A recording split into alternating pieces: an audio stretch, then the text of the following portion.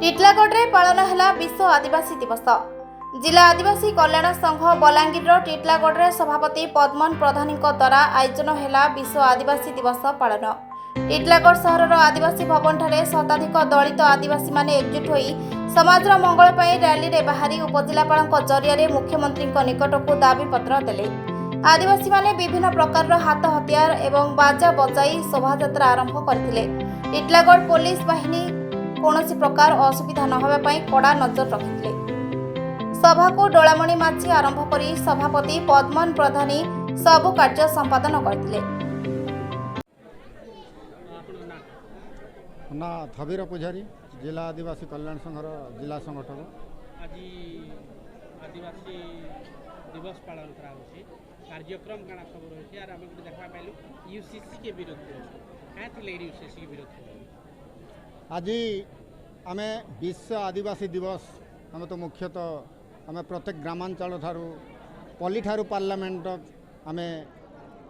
मान्यता देकरी आमर प्रथा परंपरा रीतिनीति अनुजाई आम आदिवासी विश्व दिवस के पालन करूँ। प्रत्येक जगार ये प्रकार हों विश्व दिवस रे आम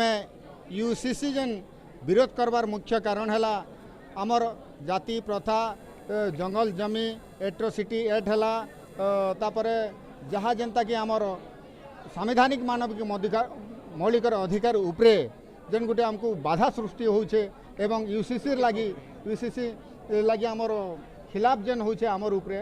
तेणुक आम ये उच्छेद करवार लगी सरकार पाखे दाबी करूँ आ जणु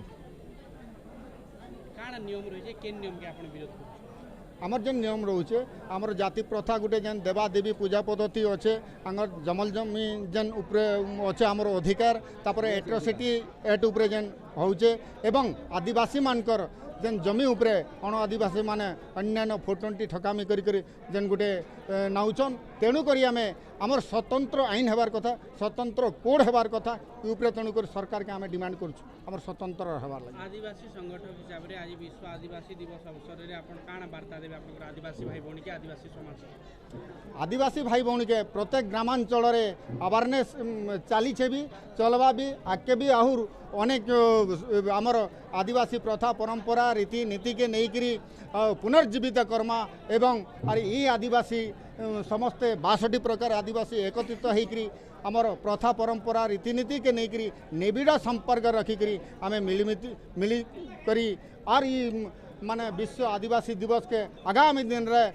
विश्व दरबार रे पहुँचवा वार्ता पहुँचवा बोलिक आम मन करूँ और आगे भी प्रकार चलवा। टिटलागढ़ नीलांबर बेहरा रिपोर्ट प्रतीक्षा न्यूज।